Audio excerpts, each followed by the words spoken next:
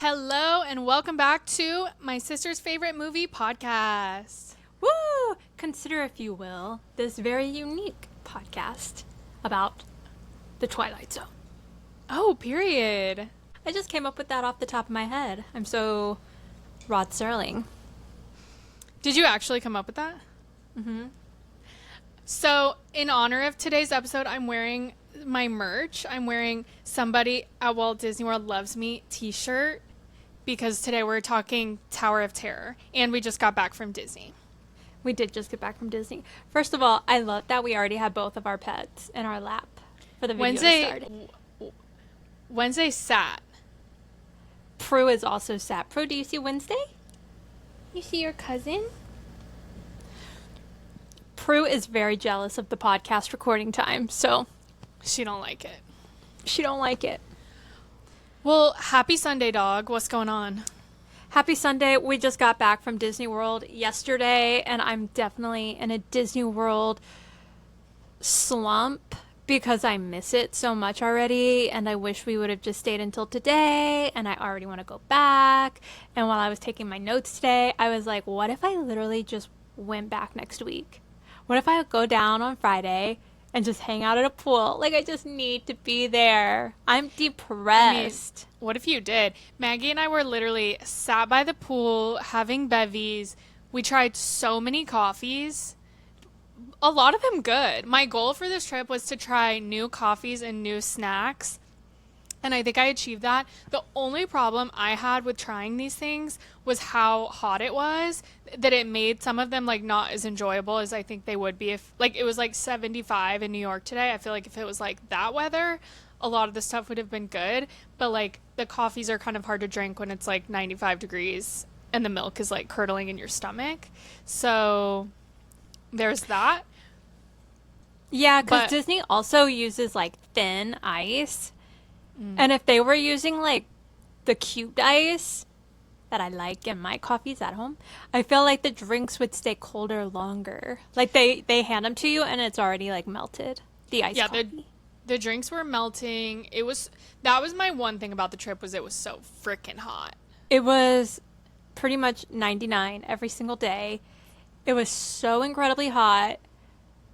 And just when you hit some bottleneck areas, like right when you're walking into Toy Story Land or when you're by Small World and Peter Pan and everything just gets tight and everybody's looking every which way, it's so freaking hot outside. It's just like, whoa, this sucks.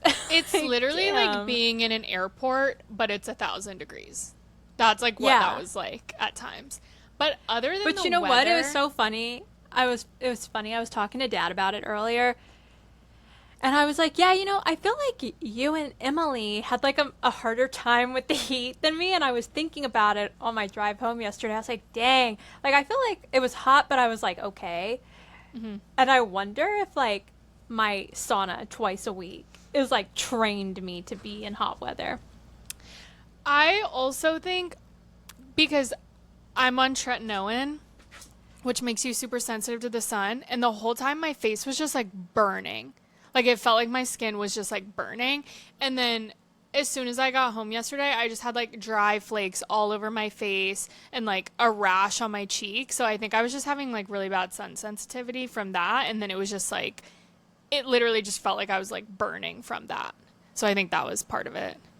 Yeah, that makes sense. Yeah. So other than it being, like, so hot, it was also my birthday trip. And we had a really nice time. And Emily got me the most perfect birthday cake. It was exactly what I wanted. It was like magenta-y pink with big oversized jewels all over it. I loved it. It was literally bejeweled. Did you try the cake? We didn't even have the cake on the trip. We just looked at it. LOL. Yeah, I had some last night. How was it? Actually, it got me a little bit. And then I took a bath and ate cake. Oh my God, a birthday bath. Yeah, I was like, I'm just going to get in this bathtub and eat some cake. What type of cake was it? I forget what I did. Vanilla with Did it taste like buttercream cream frosting. cheese? Because I think I did cream cheese frosting. Or maybe it was cream cheese. Like, it was super sweet. I was like, woof. Trey sweet. It was dye free. That wasn't like food dye. I don't know what she uses. but it was pink. So, yeah, the trip was really iconic. The cake was iconic. You got lots of good gifts. 34 is going to be your year, and we started it off strong. I know. Ugh, I want to go back so bad. It went by way too fast. It went by faster than like Mackinac last year. It did go by really fast. I think we weren't there like as long as normal, but you should go back. Go back next weekend. Why not? YOLO. So I know we were just spending the last week together, but what else have you got going on? Well, yesterday I had the best me day ever. Got home, showered, laundry, ordered dinner, and then I watched the new rom-com on Netflix, Voicemails from Isabel, which was really good. The premise is basically it's this girl, her sister dies from cancer. So it's like a really sad setup, but then it kind of like progressively turns into a rom-com, and they're like the reviews are calling it like the modern day You've Got Mail, because basically she is calling her sister's old phone number and like leaving voicemails of every big thing that happens in her life, and then this guy gets the sister's phone number for his like work cell, so he's getting all of the voicemails that she's leaving, and he kind of is like falling in love with whoever the person is on the voicemail. He goes and finds her, they meet in person, and then they fall in love IRL, and then she later finds out that he's been listening to the voicemails the whole time. Obviously, she feels like, what's the word? Betrayed by him, I guess. And so she's really upset, and then they break up, but then they eventually get back together. But it was like, it was very rom-com coded. Like, it had all of the, like, elements of a really good rom-com. It had like the little montage of them. It has him like running in the rain to get to her. It's at the end when they finally get together. It's New Year's Eve, so it's obviously like very When Harry Met Sally. And I think they mention, or no, they talk about, what do they talk about? I think they talked about like Sleepless in Seattle or something in the movie. Anyway, it was really good. I love Zoe Deutsch because I love Set It Up. That's one of my favorite movies. And then also Nick Robinson, who plays the guy, is really hot. So I give it a 9 out of 10. 8 out of 10. That sounds good. I'm going to have to watch it. Yeah. It's sad, though. Like, it was sadder than I was expecting. Like, I was crying. I was like, oh, damn. Well, I like those kind of movies. That's good. Yeah. But it was cute because, like, it was, like, very rom-com coded, because it was, like, everything the sisters were saying to each other would be, like, quotes from rom-coms or quotes from movies. So it was, like, very my sister's favorite movie podcast aligned. I love that. What'd you do last night? I got home and I unpacked and put everything in the wash. I ordered food. I ordered Mexican. It was so good. And then I watched Tower of Terror and prep for today. And then I just got caught up on everything TikTok and social media and had my cake. I think you have to update the listeners on speed dating last week, and then also on the text you got from the bookstore today. I feel like people will find these anecdotes interesting. Yeah, so I ended up going on the singles dating thing. I had my Pilates training last week, so I spent all day at Pilates training and then immediately went to a singles dating thing. And so I was feeling exhausted, but I went and I powered through. And it was fun. It was, I did get a phone number, but he texted me and I didn't really reach back out because I'm like, I wasn't really feeling it. But I met a bunch of different people and it was fun. Like, I would definitely go back. Like, it was definitely way more successful of a singles event than the ones I went to in Florida. Like, there were definitely men my age, and they were all like cool and had fun jobs, like artsy jobs, and it was interesting. Was it actually more men than women, like they said? I feel like it was even. Like, there was more guys, but more guys my age, not so much. Like, there was definitely, like, young guys there. And I was like, meh. Yeah. Not for me. Not for me. Yeah. It was fun, though. And then today, so there's a bookstore in town. And they have a wall that was like, put up a little blurb about yourself to like encourage like new friends. Like, you can leave your phone number, your email, whatever, and these people like text you. And Emily and I did it. It's so funny. And like this was months ago, and I wrote like a little blurb about myself, and I think I was like, I have a dog and a cat. I love luxury vacations. I love Disney and Broadway and blah blah blah. Like just very like quippy and funny. And put on the wall, left it months and months ago, like October or something. It's been a while. And I got a text today that was like, ciao, this is so and so. Or no, they didn't even say who it was. They're like, ciao, from name of this bookstore. And I was like, oh, this bookstore must be sending out like we're having an event or book club, join us. And then I didn't respond. And then like an hour later, they texted again. It was like, you had me at luxury vacations, LOL. Oh my And God. I was like, oh my God. Have you It's from texted my back? Post-it note. I texted back that I was like, oh my God, LOL, I forgot all about this. And they haven't responded. And I was just like, What the heck? I know. I've never gotten a text from anyone from mine. You So just have there's to that. wait. Well, I think that's iconic. I hope the person texts back and you guys continue to text and then maybe you meet up. How funny would it be though if that person is the person from date, or no, it wouldn't be from dating because you got that guy's number too. But what if Yeah. it was someone from the speed dating or from the, not speed dating, but singles dating event thing? That would That'd be be awesome. crazy. Because I that would would be laugh. like the universe being like, you have to meet this person. You have to give them Mm-hmm. a chance.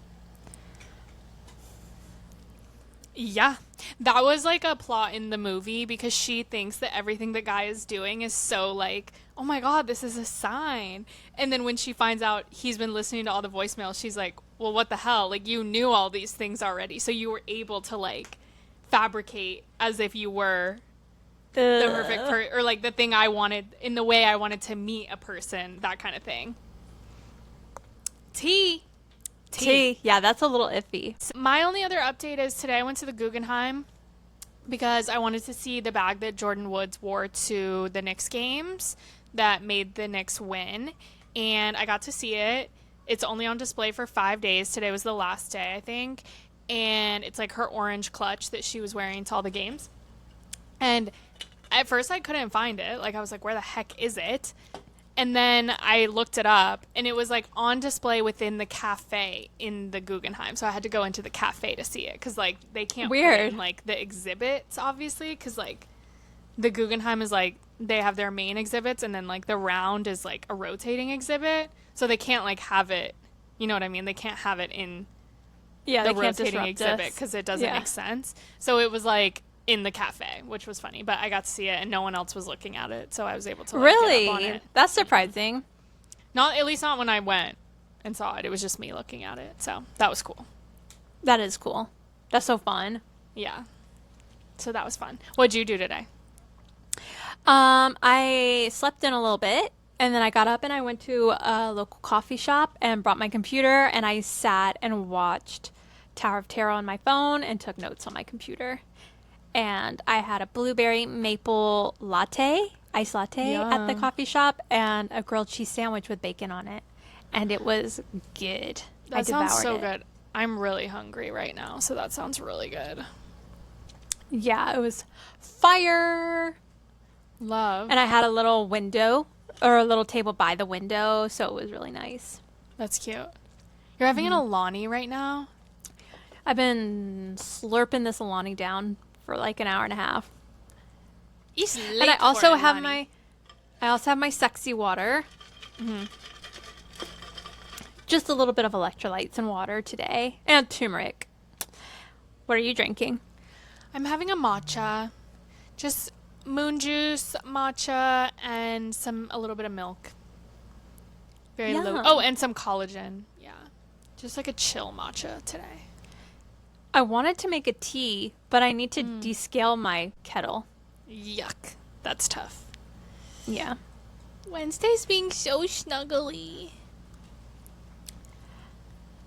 Well, do you have any other updates? Those are all my updates, dog. I'm excited to talk Tower of Terror. Okay.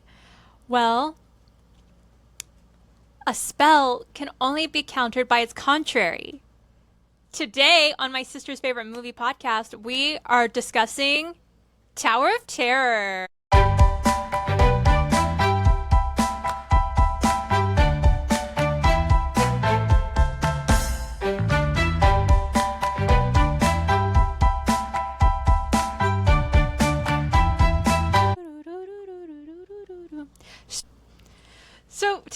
discussing the 1997 made-for-TV movie Tower of Terror. Here's a brief description I pulled. It's an American supernatural horror television film written and directed by DJ McHale and starring Steve Guttenberg and Kirsten Dunst. It is based on the theme park attraction The Twilight Zone Tower of Terror at the Walt Disney World Resort in Bay Lake, Florida, and aired on ABC on October 26, 1997, as a presentation of the wonderful world of Disney. It's Disney's first film based on a theme park attraction and the only one produced for television. Period. That's a really good synopsis. It was right on Halloween. I didn't realize it came out. I knew it came out in 1997, but I didn't realize it was so perfectly timed to Halloween. I pulled the description from the DVD, like the physical DVD. Do you want to hear that as well? Yeah. It might be the same. A down-on-his-luck journalist and his niece investigate a spooky story about the mysterious disappearance of 5 people at the abandoned Hollywood Tower Hotel in 1939. Magic in the details. Make every night family movie night. From the latest releases to our most beloved classics, you'll find one of the largest selections of your favorite movies and TV shows all in one place. Shop our magical movie collection today and build your library of timeless entertainment the whole family will enjoy. That might have been from the account I was looking at. I don't know what that was. Yeah, I was like, wait, that is not on the back of the DVD that I have. Okay, that I'll read this one really like, quick. The eBay or the Amazon account I was looking at. LOL. Big screen stars Steve Guttenberg and Kirsten Dunst encounter a host of haunts in this delightfully spooky mystery. Buzzy Crocker is a hard luck photojournalist whose unexpected encounter with an old woman leads him to investigate an unexplained decades-old disappearance. It seems that one Halloween night many years ago, 5 partygoers vanished in the elevator of the Hollywood Tower Hotel, and ever since, their ghosts have remained trapped inside the dilapidated old building. In an action-filled story that delivers creepy fun for everyone, Buzzy ultimately teams with his niece to solve the mystery while managing to save their lives and capture the biggest story of the year. The biggest story of Buzzy's life and career, which he's been chasing. Yes, and also my favorite part, if you look at the back of the DVD case, it has that description, and then in big spooky letters, it just says, spectacular special effects. I don't know if I would agree with I was spectacular like, oh, wow. special effects. Exclamation point. Maybe like at the end when they all disappear as angels or something, and the powerful light sends them off to the heavens. Those special effects, that was good. Yeah. And, like, I guess maybe when Emmeline Partridge, the nanny, like, comes through the mirror in one scene and she, like, looks at Buzzy, I'm just like, spooky. Spooky. Spookity dookity. So what I wanted to talk about was, this was in the era of bringing back the wonderful world of Disney Sunday night movie programming block. 1997 was hot for that.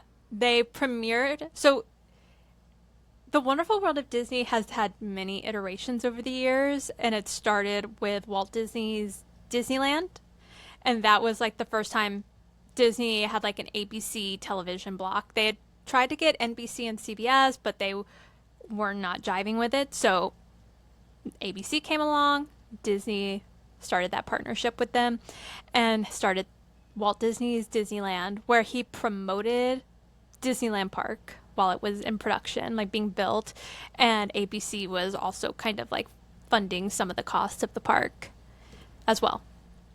And then over the years it had many different iterations and ways of programming. And then in 97, we had The Wonderful World of Disney, and like movies like The Cinderella with Brandy was part of the 97. And like Annie with Alan Cumming and Kathy Bates. That was also a Wonderful World of Disney made for TV movie. And it started in 97 with the premiere of Toy Story. Toy Story had been in movie theaters. It was their TV premiere. I see. So they were going to show a mix of the Disney classics along with new movies. And they were trying to make movies that were going to be as good as the Disney classics so that viewership would be strong every week. And Michael Eisner proposed a movie based on the Tower of Terror. So Michael Eisner was the CEO of the time, kind of like the Bob Iger version of then. And it was the first movie based on a Disney theme park attraction. So it basically jump-started the biggest franchise, Pirates of the Caribbean. And Haunted Mansion. Haunted Mansion didn't do well, and neither did the second one. Obviously not as big as Pirates, but it paved the way for that. Yeah, it definitely paved the way for that, and it's still going with the Jungle Cruise movie, but this was the first movie based off an attraction, so it kind of like spearheaded that idea of using the like original IP in the parks for things like that. So when Michael Eisner pitched the idea for this movie, they went to director-writer DJ McHale. He was a director and writer on shows like Are You Afraid of the Dark, which was like a kid's scary show. So he had a background in writing horror for kids. So once I learned that, I really like was watching the movie through the lens like, oh, this does feel like a kid's book that I'm reading. Like the way the scary moments happen, or like even the words the characters say, I'm like, oh, I feel like, yeah, it's like reading a kid's book. It's so funny. It definitely has like a childlike sense of wonder, but I still thought it was super scary, low key. Oh yeah, it's definitely like eerie. I don't think we mentioned this, but it's not streaming on Disney Plus, which a lot of people are like, oh, it's the forgotten Disney movie. Disney's ashamed of this movie. Disney thinks that this movie's too scary. And I'm like, I don't know why. I think all of that is wrong because there's like hella scary stuff on Disney Plus. And like, it's a solid movie for like what it's about. Like, I think it's a great movie, and I don't know what. There has to be some kind of rights issues or something that's holding Disney up, but it needs to be on Disney Plus. I was looking into it, and it said that there was some sort of like rights issue with getting it on streaming, and then apparently people were saying that it's like the same situation with the Jet Jackson movie. Like there was another like production partner in the movie, and because of that, they can't have it on streaming because like they would have to agree. Or it's like there's movies that there was like a lot of misinformation, I feel like, so I'm not really positive what's happening, but there were some movies where it's like there was a production partner on it and that company no longer exists, so now it's like even harder to get the streaming rights. And then also people were saying that they might not have like done an HD mastering of the movie, therefore like they don't have anything that they can put on to a streaming platform. There's only like what was made for the DVD. But I saw a lot of people on TikTok are like, my biggest flex is that I have the DVD of the movie and like can watch it every Halloween because people want to watch this movie. Like it has a big following, and it was also like a big deal like when I was a kid, this movie. Like I feel like I watched it, but I did see when I was doing some research that like it hasn't even streamed on or like played on Disney Channel in years. And that's so weird because it's of an iconic Disney ride. The movie, right, I feel like holds up. Like I think it's like it's on par with a lot of Disney Channel movies. So I think that's so weird. It definitely, like you said, is a rights issue. And I'm just like, Disney, just freaking put it on. Because I have the DVD, but I did not dig it out for this because I would have to find the DVD and like get out my DVD player. And it's all stored away. So I watched it. It's streaming on YouTube, but the quality is trash. Yeah, it's trashola. I will say though, like there was so much, I remember it was like during COVID and like a little bit before COVID, there was so much commentary about getting Cinderella with Brandy on Disney Plus. And this was like when I was working at The Cut, and we wrote an article about like at Disney Plus, like please put Brandy's Cinderella on. And they finally did, obviously. And that was like the same genre of movie as this, the same like time block, like you said. So I feel like eventually they will get it together and put it on there because people are probably like begging for it. But it needs to be in time for Halloween. But you can. I know. I guess we need to start a petition to get it on Disney Plus. We need to like garner some exposure. A little more info about all of this. The movie is based on the Disney attraction Twilight Zone Tower of Terror, which opened at MGM Studios, now Disney's Hollywood Studios, in July of 1994. And the ride tells the story of a lost Twilight Zone episode in which 5 people step into the elevator of an iconic Hollywood hotel in 1939. Through strange and mystical circumstances, the hotel, the elevator shaft in particular, is struck by lightning and sends the elevator and its passengers plummeting directly into the Twilight Zone. The parkgoers are now invited to board the maintenance service elevator to explore the hotel, only during your stay, the elevator diverts off its track and moves into the 5th dimension, where you now become a permanent resident of the Twilight Zone. Ooh, spooky. I wrote that. No, you didn't. I did. Oh my god. That was good. That's why I was stumbling all over it. So yeah, the movie was based on the ride, but when Disney approached DJ McHale to write it, they were like, but we don't want to have the Twilight Zone be a part of it. Can you just make it about the story that we created for the ride? So that is like the glaring difference between the two. Like, there's no Twilight Zone bit of it. And I think Twilight Zone I think that was CBS, so that's, I think, where like they didn't want to have to pay for that, because Disney did pay CBS for the rights to Twilight Zone to have the ride in the park, which that's the one thing that I'm like, don't change the one in Florida. Don't be like, we don't want to keep paying for these Twilight Zone rights, so we're just going to get rid of that. Like, I'm like, don't do that. Yeah, I saw that in my research that was like that was why they didn't do Twilight Zone Tower of Terror, but then that could also be part of the reason why it's not on streaming. Like, they might have made a deal with CBS at the time that they were going to make this movie based on the ride, but it wasn't going to include Twilight Zone stuff.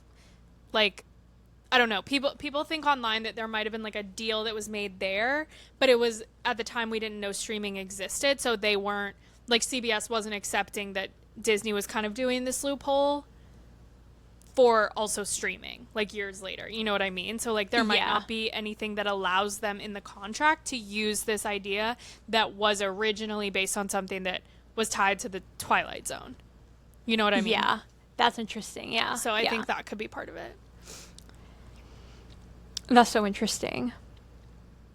Okay, so I picked this movie because, one, we were going to Disney World and I wanted to be like in the vibes of being at Disney World. And originally I was going to pick a regular Disney movie, but then I remembered this movie and I was like, oh, this is iconic because it's like the only Disney attraction movie that features like the actual attraction. So the exterior shots of this movie are like some of the exterior shots are the ride in Florida, which is awesome. That's so funny. I saw in an interview that the guy was like, if the cameraman had panned down during some of the exterior shots, it would have been just like crowds of people in the parks being like, you filming a movie? Like, what's going on? This movie has a 54% on Rotten Tomatoes. Perfect. Why is that higher than Uptown Girls? LOL. Because of all the Disney adults. That's true, yeah. So my feelings going into this movie, I'm always down to rewatch this movie.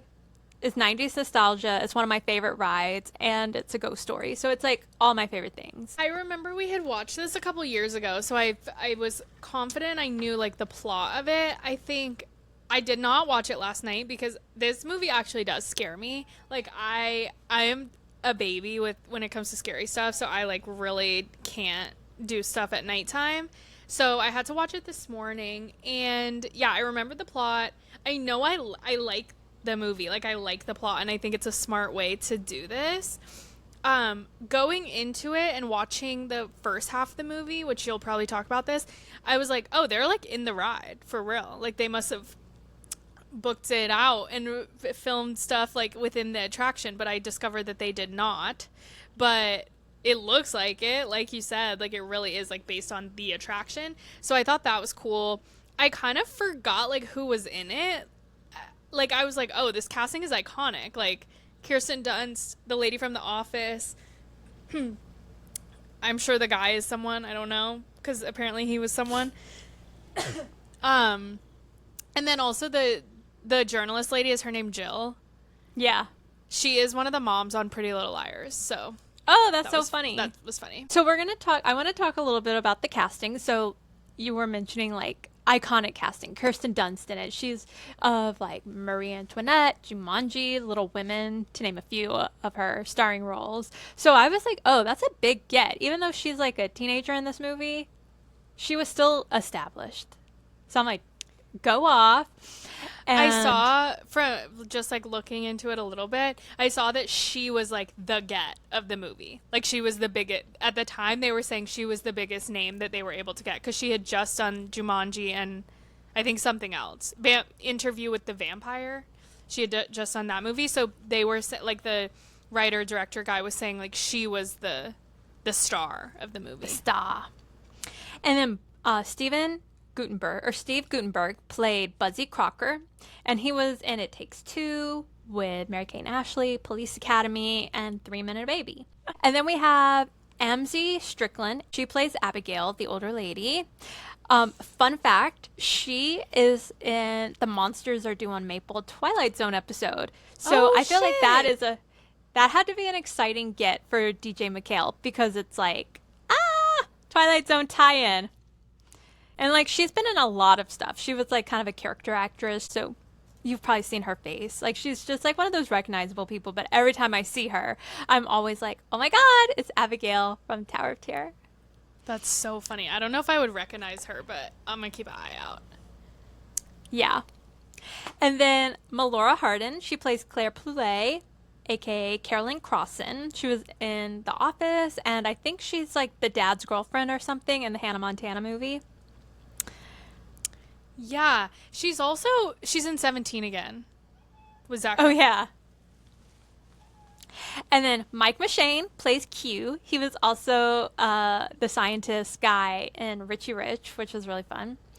And shout out to Wendy Worthington as Emmeline Partridge, John Franklin as Dewey Todd, Lindsay Ridgway of Boy Meets World fame, Sally Shine, and Alistair Duncan as Gilbert London. The Ghosties. Shout out to the Ghosties. So the movie starts off on Halloween night, 1939. There's a weird mystical curse that's happening. The movie starts out with like scary voice saying a curse. So all these people step into an elevator. Like green smoke covers Hollywood land, and then lightning strikes the Hollywood Tower Hotel, and everyone vanishes. Flash forward, we're in 1997. And we meet Buzzy Crocker, who is a satirical journalist for the National Inquisitor, which is like the Inquirer. And he's kind of like not happy in his situation. We get bits and pieces of there's something that's happened. He used to be a serious journalist, but we're not really sure, and that comes to light later on. But we just see him as a journalist who writes weird stories like alien discovered on Earth, and they're fake. Like they're all fake yeah. because he's using his niece Kirsten Dunst to like take photos of her dressed as an alien or dressed as whatever, and then like obviously the stories are fake. Yes. So, I saw a podcast or something, and they were talking about that the National Enquirer, which is basically what he works for, it falls under satire. So it's in like the listings of like what publications are, that one falls under satire. So it is like, yes, it's sold on newsstands, but it's understood that it's fake. And what? So that's basically, yeah. I had no idea. That's crazy. Why would people read it? Because it's just for fun. It's like The That's Onion. crazy. Yeah, that's true. So he recruits his niece to help him with his articles, and her mother doesn't like it, but the niece is like so into it. She thinks it's fun, and she's like, but don't you ever like want to not write these bogus stories? And he's like, oh, all writing is bogus. He says something like that. He's like, the only thing that newspapers care about are selling newspapers. And I'm kind of like, well, Buzzy, you got fired for writing bogus stuff, so I don't think that's true. There's a lot of like round and round things that happen in the story. I feel like there's a lot of plot holes. But before I move on with the rest of the story, I wanted to ask you, because you're a writer and journalist, how did you feel about Buzzy? I mean, Well, I was confused because I was like, this would never be a job that's like photojournalist, also writing the stories, also doing this, also doing that. Like, he's doing a lot, so I don't think that would be accurate. I think it's surprising that so basically, he had like what was the story? He had written a story about like the mayor getting caught with someone in the mafia or something. Yeah, I was like, this is also kids' book style. It's like mobster mayor. It's like, how do we get like criminal across to kids? Mobster mayor. Yes. So it was like mobster mayor, and he had said he had a video of this, and it was like the #1 story, and then it came out to be false. And then because of that, I guess he got fired or whatever, and then like basically submits himself to writing false stories for the rest of his life. I just don't know if that would have been his path. Like, I feel like he would have been like, well, obviously I don't want to do that. It's what got me fired. So I thought it was weird that that was his choice. And I don't know. He's definitely, he was doing his sellout vibe by doing these types of stories, but they also probably would be pretty fun if you're just like writing about alien. I mean, he's writing like fiction, so like that's fun for him, I guess. I know. I just had this thought that I was like, why is it such a trope that like if a movie is about a writer, they're never writing what they want to write? You know, I would love to just see a movie where they're like, yeah, I'm writing this crazy shit, or like I get to write what I want to write, like, and not be such a plot point that they're so unhappy with the writing stuff they have to do. Yeah. And I feel like I would have fun writing crazy stuff like that. I mean, it's kind of funny. But yeah, I feel like that's on the state of media, always struggling. Some people don't ever get to write what they want to write. Okay, so we go from being with Anna, his niece, to suddenly we're in a like bustling news reporter room. And we are at like the Los Angeles Banner City newspaper, and we discover that Buzzy used to work here, but he's been fired from his job here, but he's still kind of like in connection with Jill, who must be like the senior editor or something of this newspaper. And they have had some kind of romantic situation in the past. Mm-hmm. And he comes to shoot his shot and ask her if she wants to go out on a date to this horrible place they went to in the past and didn't have a good time. Like, does she want to go do that again? What? And she's like, no. And so he leaves, whatever. When Buzzy gets home, he finds that an old lady has been let into his apartment by his neighbor. Shout out to the neighbor. Shout out to the neighbor who thought it was his mom who had died 10 years prior. Yeah, so it's just like any old lady, like, whatever. She's harmless. So he walks in and like there's like a scary old lady sitting in his living room, and she is a big fan of Buzzy. She loves the National Inquisitor. That was so funny. She's read all of his stories. Like She's read all of his stories, and she has come to him with the hottest story in town. She knows what happened the night of the tragedy at the Hollywood Tower Hotel because she was there, and she wants him to write about it. And I'm like, I think I was like, why do you want him to write about it so bad? But then I guess it's like she just wants him to start doing the research and having to go into the building, so then she has access to the building. But I think, is she the one with the key? She had a key, but she doesn't want to go in and get the book because she says there's too many bad memories. And, you know, I was just thinking that there was a book written for this movie, like one of those like movie adaptation books for kids. And it came out at like the same time this movie came out. Kirsten Dunst actually did a book signing at the Twilight Zone Tower of Terror in Florida, like a week before the movie came out. So I'm kind of low-key want to find that book and read it and see if any of these details are fleshed out, because it's so interesting. That's funny. So she wants him to write about the mystery. And we discover that Abigail lived in the hotel. So did Sally Shine. And Abigail claims that Sally Shine's nanny cursed the hotel or cursed Sally Shine in order to destroy her. She wanted to kill the little girl. She didn't like her, blah, blah, blah. And this awful thing happened. And she had seen it all.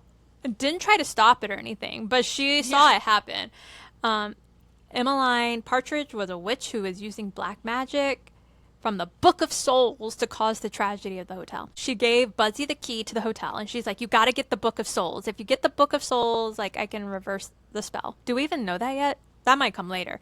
There's like, it's like breadcrumbs. Like, the lady is not giving the whole story up front. She is keeping these people engaged. She's been in a sanitarium for 60 years. She has to give them a reason to keep coming back to talk to her. Yeah. So Buzzy shows up at the Hollywood Tower Hotel. There's like spooky exterior shots, which were shot at different hotels in California. I can't remember. I think I'm getting my like background information confused because I'm getting confused with hotels that inspired the ride and the hotels that they filmed at. But so I'm not going to mention anything. But they filmed some exterior shots at hotels in California, and they had to paint the exteriors pink so that they would match the ride in Florida. That's funny. So we have some spooky shots and spooky music, kind of unsettling, getting the lay of the land. And then suddenly we meet Q, who is the caretaker of the hotel and also the heir of the hotel. His great-grandpa, Dewey, was the builder of the hotel, and Grandpa Dewey was the bellhop who disappeared on Halloween night, 1939. So I'm assuming that bellhop Dewey had like a wife and kid back home. So see, that's what I was wondering about. I was like, oh, grandpa, but we don't really flesh this out of like, did he have a kid? Did he have a brother who had a kid? And that is the guy. Like, I was just like, meh? What are the details here? But yeah, whatever. And we have an heir to the hotel. That's all that matters.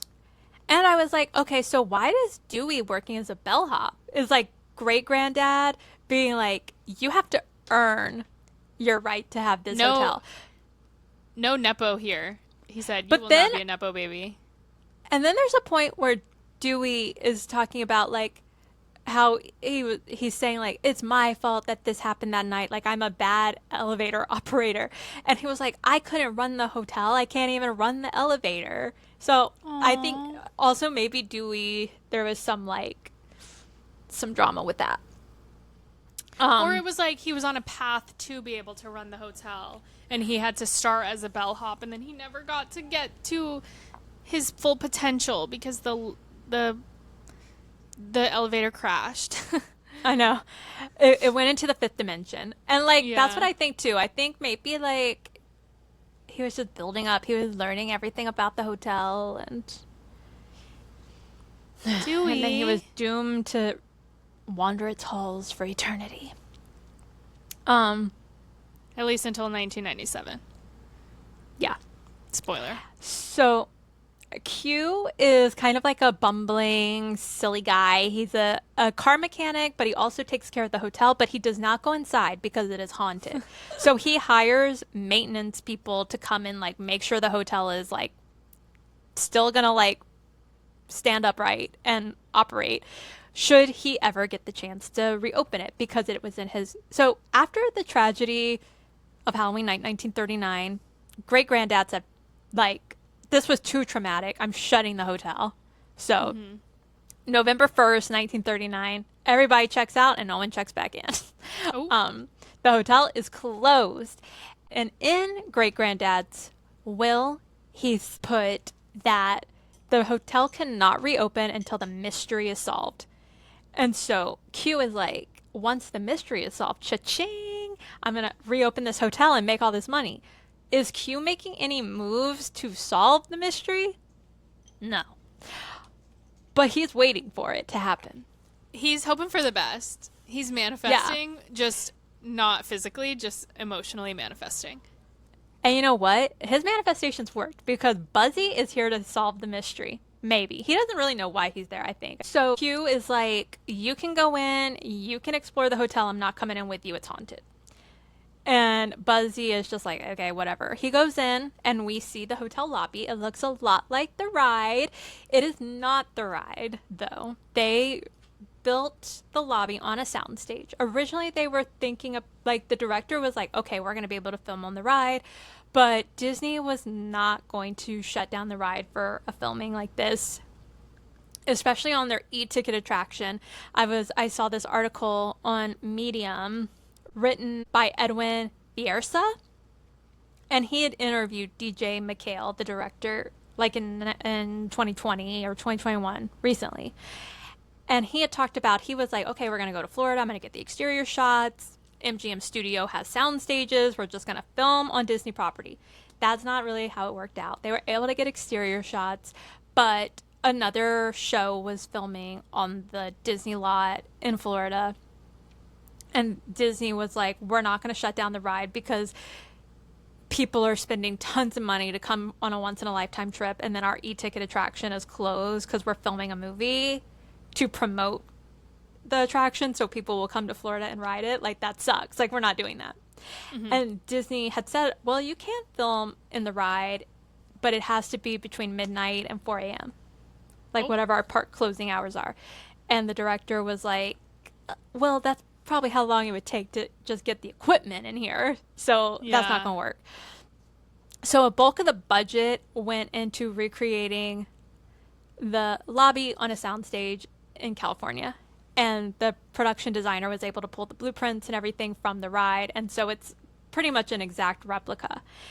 And because, like I said, a bulk of the budget went into the lobby, the director talked about he had written a lot of scenes to be like in the hallway or like in the boiler room or other places in the hotel, but they condensed it to just being in the lobby. And since the set was so big, they were able to like show you different parts of the lobby, so each scene felt fresh. It wasn't just like I'm in the same spot over and over again. So I thought that was pretty interesting. Also, like, saved more budget from them having to build out like hallways and other rooms and stuff if they were going to film, because they already paid so much to like not to rebuild the lobby of the hotel since they couldn't film in the ride. Yeah. And it was interesting too, he talked about like, okay, so we weren't going to film in Florida, like we'll just find an old Hollywood hotel and film it in there. And they went scouting and they were like, well, none of these hotels really look like the ride. Like, let's just, like, it's so specific and it needs to be set in 1939. Let's just build the set instead of having to dress it and stuff. And he also talked about when Disney came to him and was like, we want this movie based on the ride.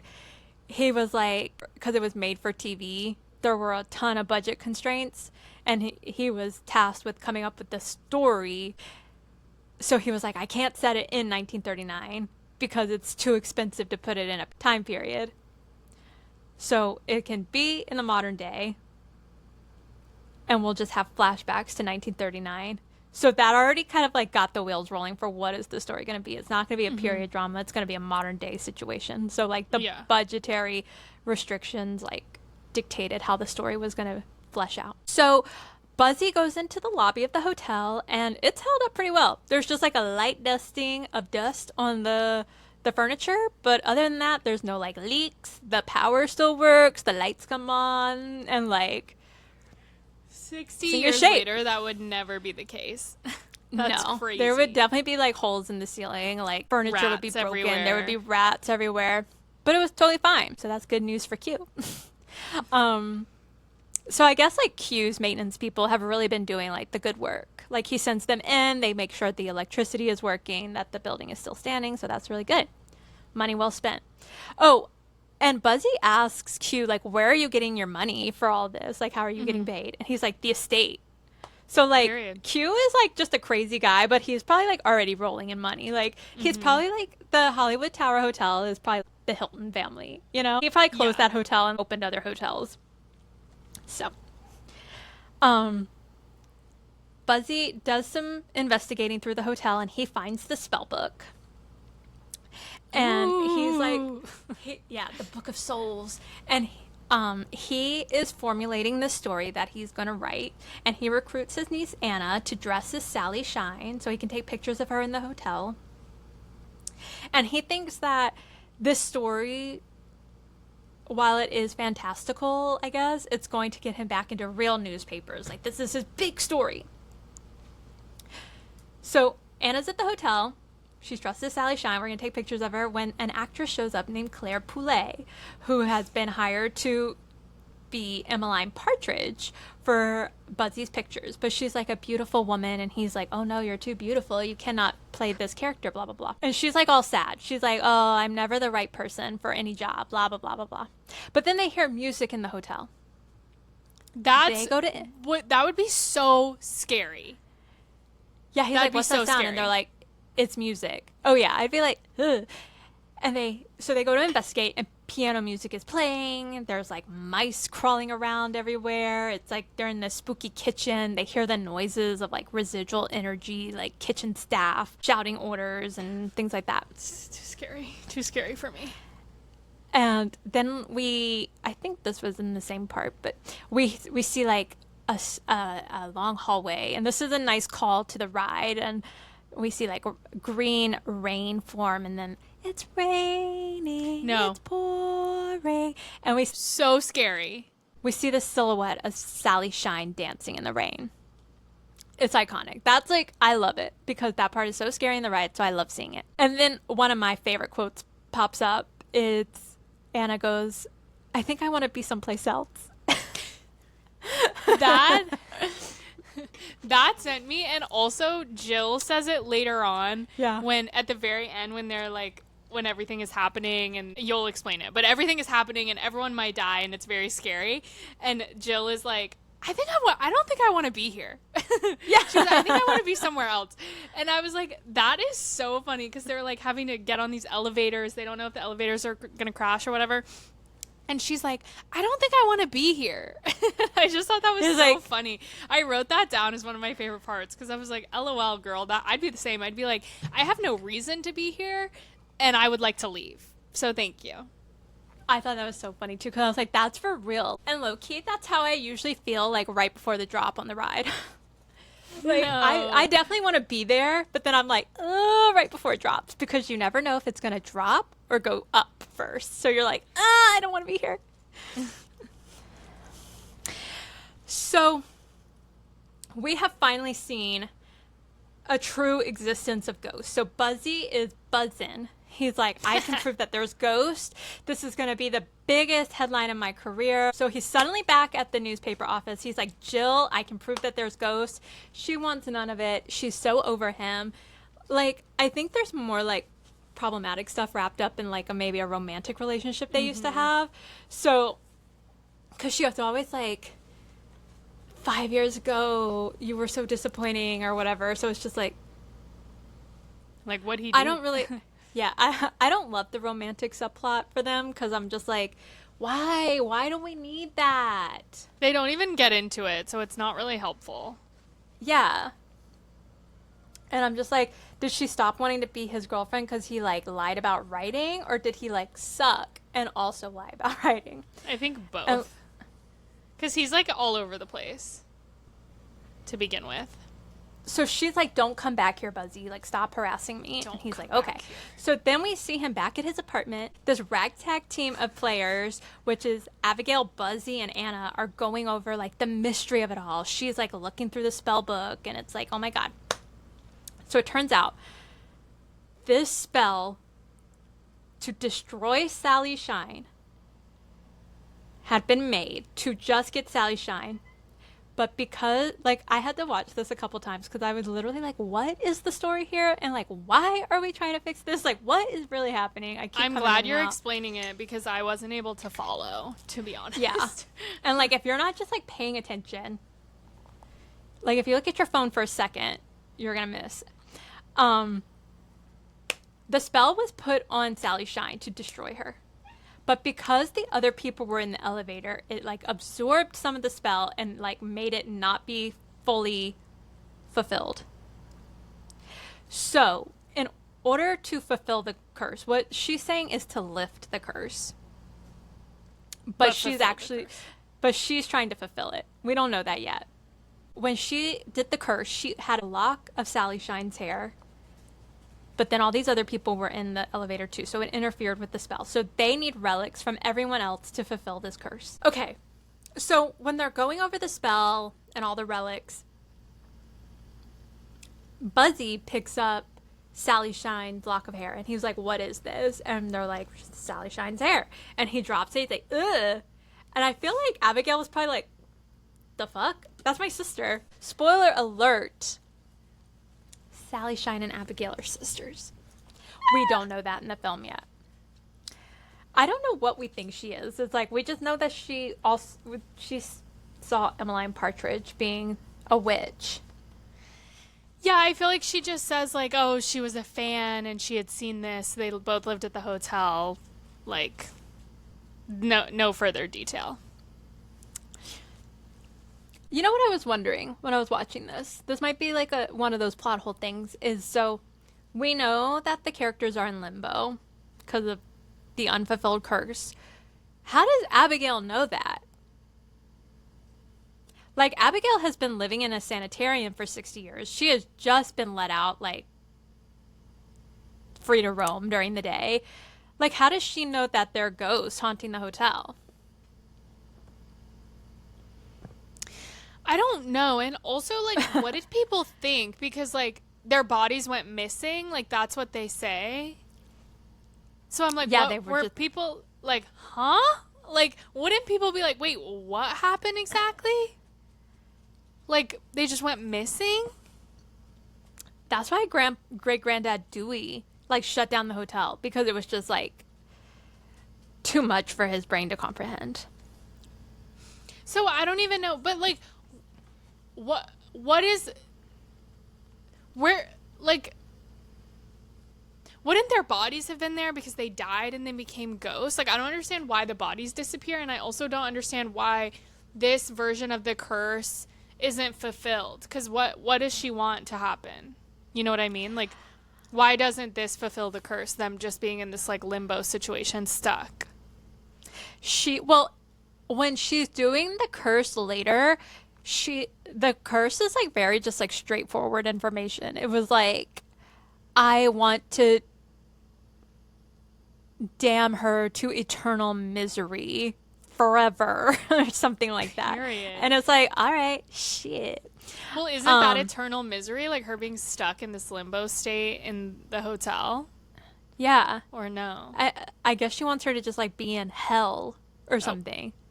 But how do we say hell without saying hell? Eternal misery. Fair.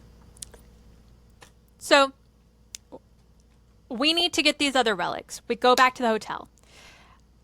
Q is like, y'all, I'm still not going in there.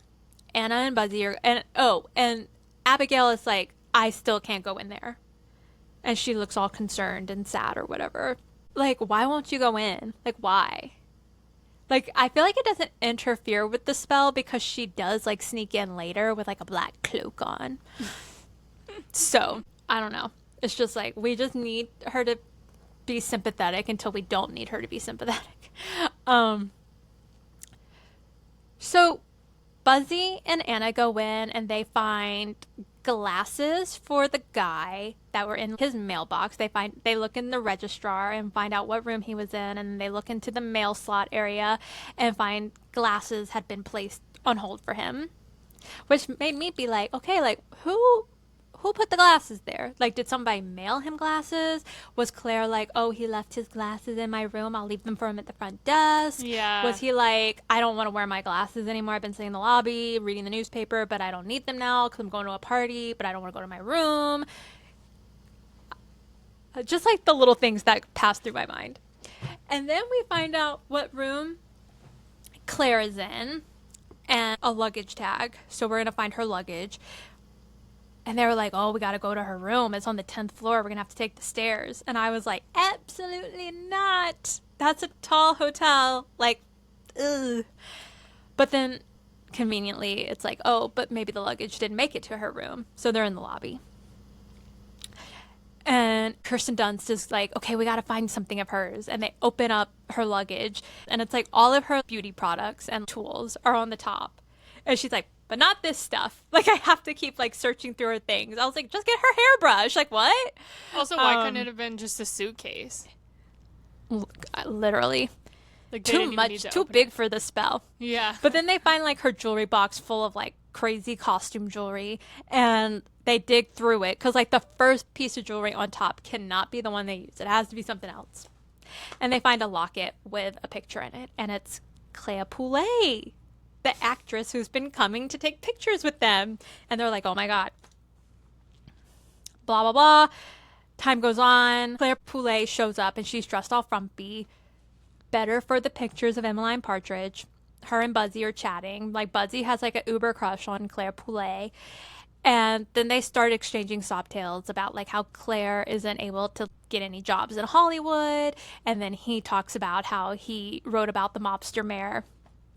While that is happening, Anna is in the hotel like doing work and investigating, and we meet all of the ghosts. And then like at one point Buzzy is talking to Claire, and I think he's like, I'm gonna write about these ghosts, like fuck this voodoo story or whatever. And then Claire's like, wait, I thought you were gonna help the ghost. And he's like, why would I need to do like all this voodoo stuff? Like, this is crazy. Like, I'm just gonna write about this haunted hotel.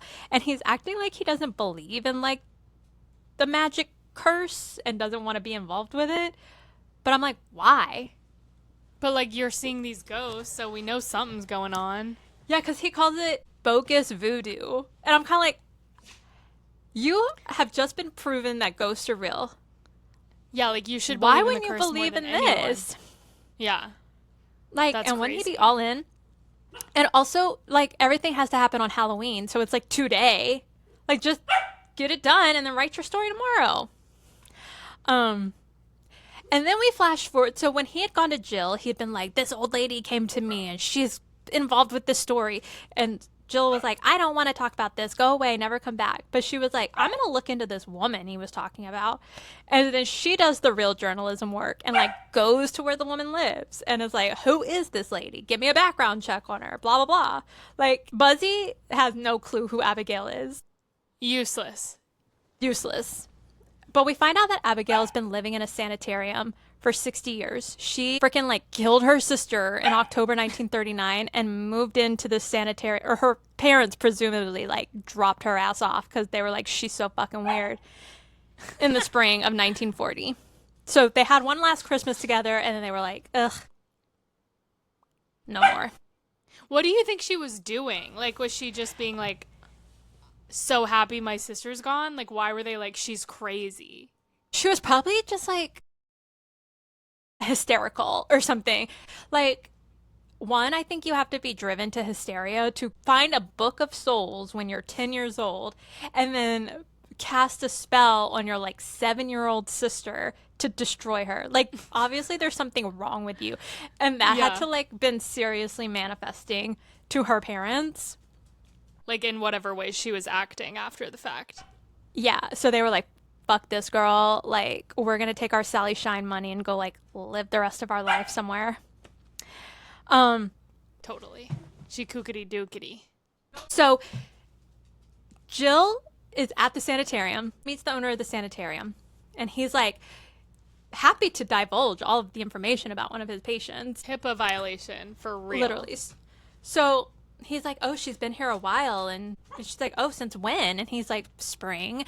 And she's like, oh, last spring? That is long. And he's like, no, spring of 1940. And she's like, holy crap. It just blows the case wide open.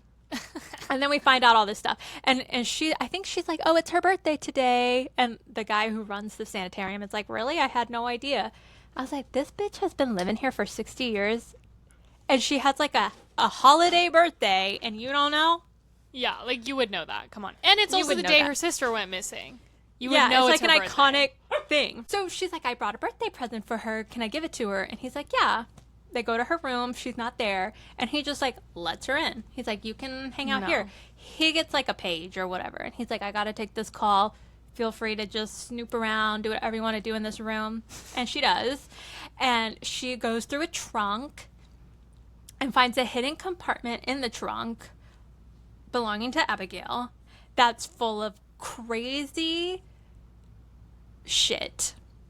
There are like variety articles and headshots and baby dolls, all of Sally Shine, and they've been like destroyed and marked up and like just like insane person behavior. And Jill is like, holy crap. I think also before the guy left, he mentions that she is Sally Shine's sister. Yeah, he did. He did.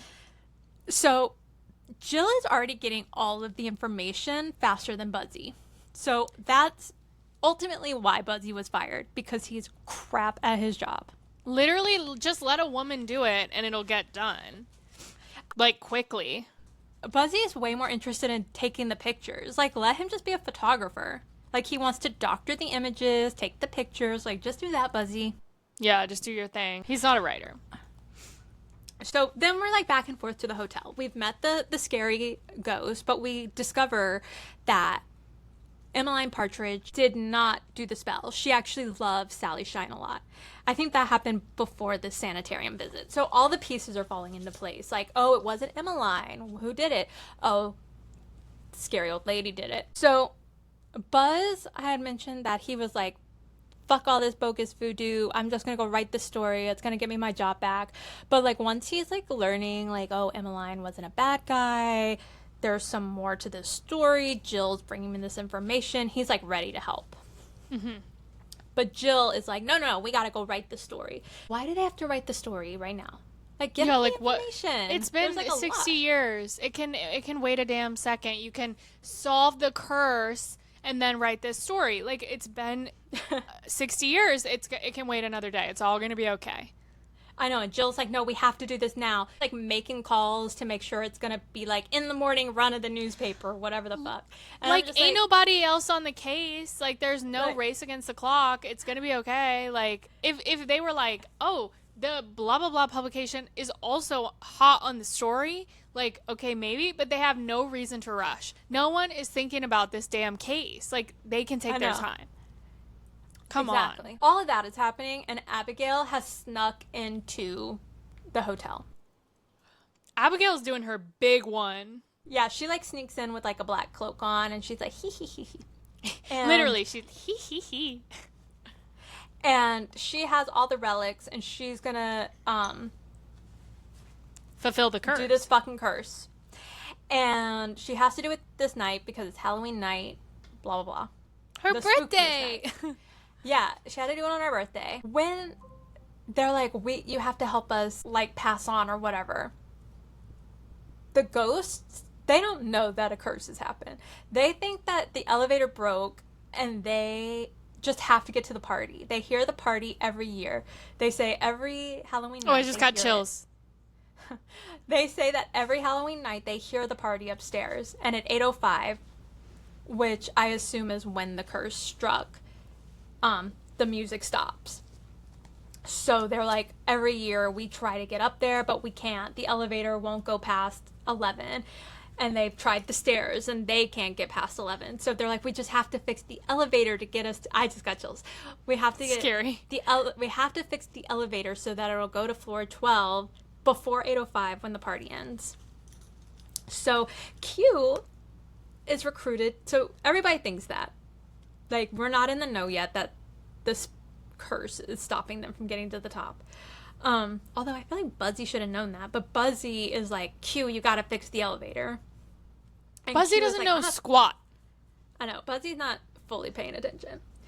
And Q is, like, hesitant to fix the elevator because he's scared to go inside. He's like, I'm a bad mechanic. Like, I'm not going to be able to fix this. And then they have to, like, persuade him. And so he's going to fix it. Then we learn Abigail's, like, motivations. I'm probably, like, all over the place because this is when my notes start to get a little kookity-dookity because I was just watching the movie instead of writing. But Abigail's motivations is she loved Sally. But she was just, like, so severely, like, I guess, neglected probably by her parents and the world. Because it never appears that she's jealous of what Sally had. She was just, like, so neglected that she went nuts. Because she still, it's like, I love my sister. So, it's unclear. And she's like, they're like, why are you doing all this? Like, you killed her. And she was like, no, I made her into a legend. And so her, like, posthumous celebrity was even bigger than when she was alive. And that has, like, severely traumatized her. Yeah. Yeah. I think she partially was jealous, too, though. Because she's like, I couldn't dance and I couldn't sing. Yeah. It's like, that's okay, girl. Do your thing. But, like, she's, like, all upset about it. Exactly. And so she's like, they're having this Halloween party for her and nobody even cared about me. But with a cruel, like, twist of irony, the party upstairs was for Abigail. She did not know. It was a surprise birthday party for her. This is like a good story, actually. Like, I I know know. this movie is like kookity dookity and like so kitschy and camp, and like some of the acting is a little whoa. But this story, this plot is really good. Like, when you think about it, it's like, ooh, you know? I like, know. chills. It's like a good story. It's a good plot. I agree with you. Buzzy and Anna are putting the pieces together while Abigail is like kind of divulging all this. And Sally Shine shows up. And like Sally Shine does not know who Abigail is because she's an old woman. That part And was so Buzzy good. goes up to her and he's like, if your sister was here, what would you say to her? And Sally Shine is like, I would say, I'm sorry that we didn't make it to her party.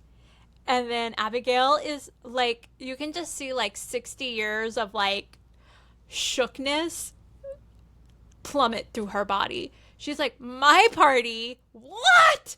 Like everything, like my whole existence has been hating you because of this one night, basically. It was a surprise birthday party for Abigail. She had no idea, and her sister never made it. Scary. Like, that's a scary plot. It's so good. So, meanwhile, while they're having all of this conversation, the other characters are like, yay, the elevator's fixed. Q has fixed the elevator. So they're getting on. They're going to go up to the 12th floor, to the tip-top tip. And there's like dramatic music happening. Oh, Anna is with the crew getting on the elevator. That's where the final element of suspense is. Because if she gets on it and something bad happens, this curse is fulfilled, she will die. Although, I feel like maybe that would throw them into another limbo because they don't have a relic of hers. So would they just be the same? Oh, goodness. So true. So Buzzy is freaking out. He's got to save her. He's going to the maintenance elevator. He's not freaking out that much, though. Well, yeah. I think he's freaking out a healthy amount for a Disney movie. To not too much scare the children, but like to get the point across. Something bad is happening. He's trying to save Anna, get to her through the elevator shaft. And then Abigail and Sally are having a moment. Abigail has told Sally that she's her sister. Sally is like shook for a second. She's like, holy crap. She's like, I've grown up. And she's like, yeah. Yeah, you're old as hell, dog. And they have like a moment on the elevator, so sad. And the drama is happening, trying to get Anna off the elevator. The jazz music upstairs is going. The green spell smog is floating in over Hollywood. And Abigail is like, can you ever forgive me, to Sally Shine? And Sally Shine, a little light ball of joy, angelic, the apple of America's eye, says, I forgive you, Abby. And then the spell is broken. A spell of passion can only be countered by its contrary. So true love. Yeah, because that spell was created by true hate and was broken by true love. And then at this time, they got Kirsten Dunst onto the other elevator. And the elevators start falling. Yeah, just like in Xenon, we save the characters in the nick of time. But we did have to have that moment of the elevators crashing because that is our ride. So we see the elevators crashing, and while they're going down, that is when... Do you hear Mabel? Yeah. As the elevators are crashing, that's when true love breaks the curse, and then like they disappear into sparkles. And then everything is fine. The ghosts get off the elevator. Or no. Buzzy and Anna get off the elevator. And Jill, I think. Whatever. And they're like, okay, everything's good. Like, we must be good. They open the elevator, and those people are still on it. They, I guess, cannot go into the afterlife until they get to the party. They have to get to the party. They've known the whole time. The whole point of this is like they have got to get to this damn party, because think about how taunting that would be every year for them for the past 57-ish years, that every Halloween they hear that party. Like, they know something with the party is necessary for them to get there. And I also think it's like there's something in the fulfillment loop of like Abigail did the curse. It was Abigail's party. So, like, they all need to understand that there was a party for Abigail. They need to get to the party for everything to, like, come full circle and be solved. And, like, Abigail needs to be at the party, too. Like, I think that's all part of it. Like, they need to get to the party. Abigail needs to get to the party. And then everything will heal. Exactly. Like, that's their unfinished business in the terms of ghost talk. Emmeline Partridge has to get Sally Shine to the party. Sally Shine has to get to the party. Claire Poulet needs to perform, like her first gig ever. And Duncan has to propose. Because as soon as those things happen, they're able to go. And then the bellhop has to see his dad. And he has to fulfill his job. His job is the bellhop. Exactly. And Granddad Dewey has to solve the mystery. Great Granddad Dewey. So all of that stuff happens. They make it to the Tip Top Club. And the ghosts die happily ever afterlife. And I wrote that too. The mystery is solved, and you know what that means? Cha-ching! Oh yeah, Q gets his big one. Yeah, the Hollywood Tower Hotel is able to immediately be back in business. It's vibing, bustling, full of patrons, and Buzzy is kissing Jill in the elevator, and all is well. I forgot to mention that when Abigail and Sally Shine like disappear in the elevator, like the curse is lifted. They're there again later. And they're both, that was weird. Like, they're both little girls again. And Sally had given Abigail a bracelet, I guess, like a friendship sister bracelet, and she loves it, and they like live happy. They go to heaven or whatever. So I had questions about that part because they disappear in the elevator, then we see them again at the party. They disappear again, which yes, they needed to be at the party because it needs to be clear that Sally and Abigail both make it to the party, and that Abigail has this like redemption as a little girl being there. But my question was, I feel like they should have just made it one or the other. Like, maybe it should have been, like, Sally and Abigail got out of the elevator with the modern-day folks who are alive and then got in the ghosty elevator when they sent that back up to go to the Tip Top Club, just to make it, like, each person had one bolt of light sending them to heaven, I guess. But then my question was, with Abigail, are they not going to be coming for Buzzy and Jill, being like, did you murder this old lady? Yeah, the last we know is that you two saw her and you're like investigating something about her story. And then, like, I mean, if they can track people, I don't know what they could have done in 1997, but like, we saw this old lady go into this hotel and she never came out and you were in there with her. Like, where's the old lady? Like, wouldn't the sanitarium... Like, they'd be in trouble with someone for this. Certainly. Yeah, because there's no body. Which there was no body for the other people, which is why it's so crazy and scary. Yeah, that's a huge plot hole. I haven't thought about that. And then, while you were describing that, I was also thinking how the hotel is just, like, stuck in time with all the luggage and stuff in the lobby. When the spell hit the hotel, did it affect all the party goers too? Did they all disappear as well? See, that's what I was wondering, because obviously now I'm confused, but I'm assuming everyone who was at the party, separate from the folks in the elevator, survived the lightning bolt. They didn't die in the hotel. So they continue to live on. But the party residual energy just keeps going. Yeah, that makes the party confusing, but I assume it's like like you said, the residual energy. Like, it's giving The Shining. Like, it's like something like that where it's like kind of existing in its own realm.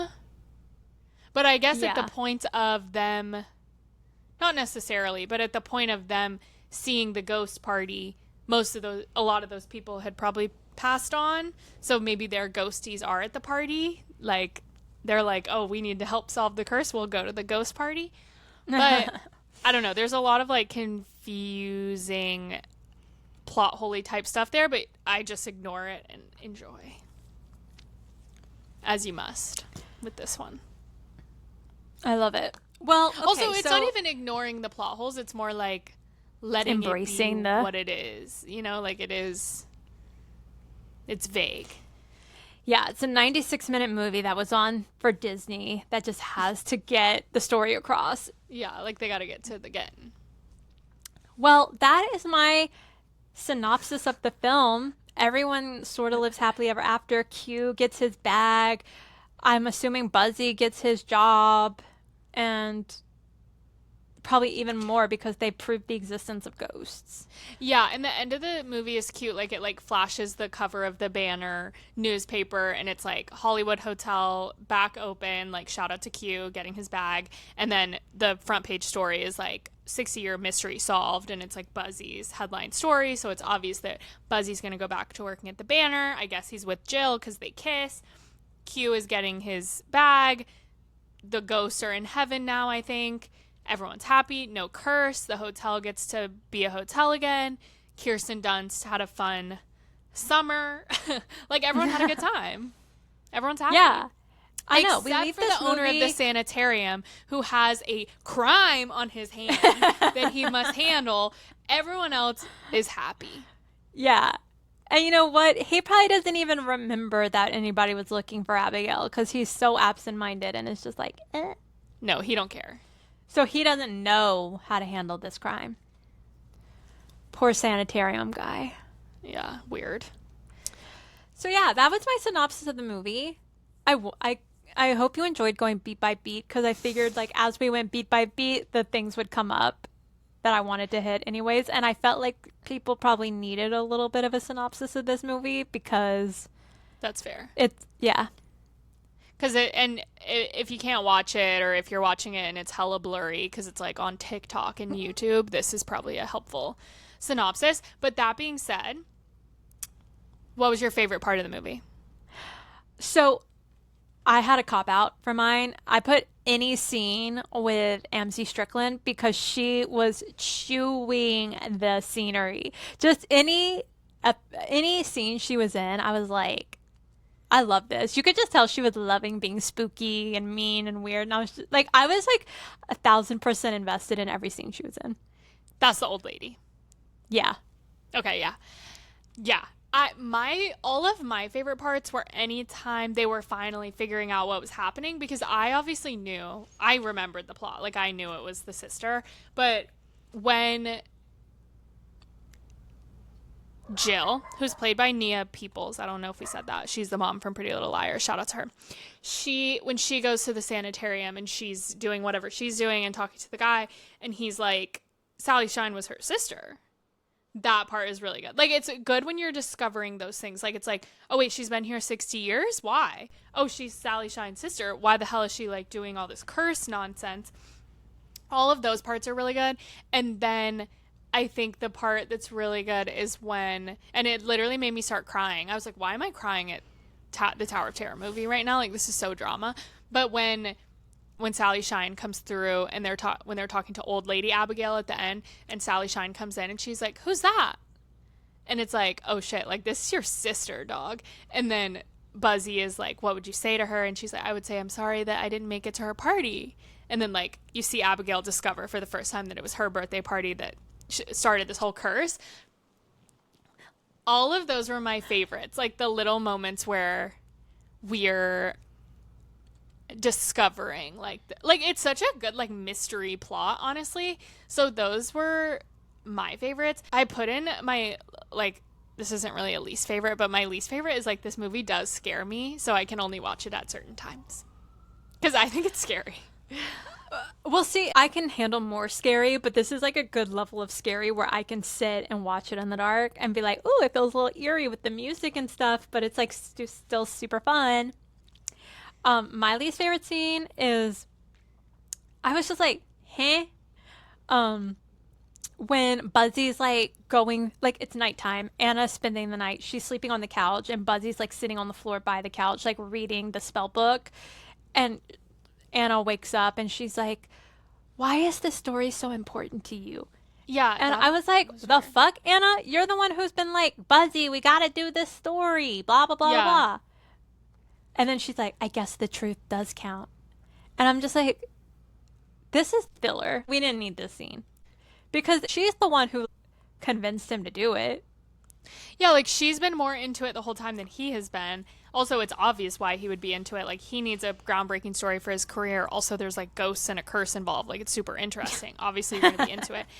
Other parts I didn't like was like the parts with the mom, because she was just like annoying. So like when it's her being annoying with Buzzy, I was like, oh my god, again, like filler. Like, we get he's like not a deadbeat, but like he has immoral motivation. Like, he's like writing these BS stories and whatever. So like, we get his character. We don't need the mom like constantly adding to it. So I felt like she was kind of an annoying character, but I guess you needed that to understand that like why Kirsten Dunst is hanging out with him and like what the familial deal is. But the mom was just kind of annoying. Yeah, and it makes me be like, okay, like how you're like, he's writing these immoral, or like has immoral motivations and is writing these stupid stories, and like the mom doesn't like him or whatever. I'm kind of like, why? Like he's not being like, I'm hoodwinking people and making them think this is real. Like, these are fake stories for a fake magazine.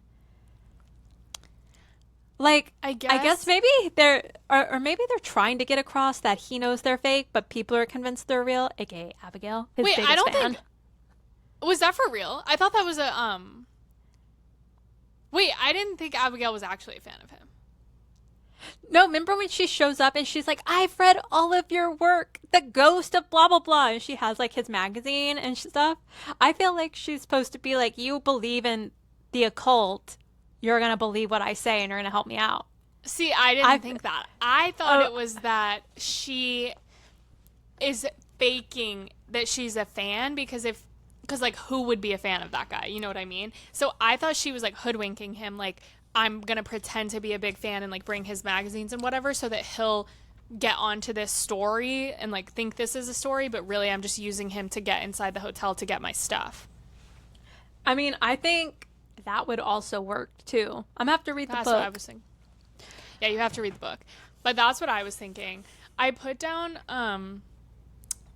for cringe peak. Do you have cringe peaks? Because I have cringe peaks. Yeah. Okay. For cringe peak, I put, because I feel like it like made it confusing and cringy, the Claire Poulet like having this like romance with Buzzy, because I'm like, your man's is right here. Like, you're obviously with this like rich, I don't even know, actor or man. Like, I don't really know if they said what his job was, but like, this man that you're with, like, he's gonna propose to you at the tip top, but I don't know, their like romantic vibe was just like giving me the ick. And then I also put like Buzzy's overall vibe, because he's very like I don't even know what you would call him, like he's just like very like, they're trying to make him like this like comedic bumbling guy, I guess, and sometimes it was just like, oh my god, okay, we get it, like, it's just a little annoying.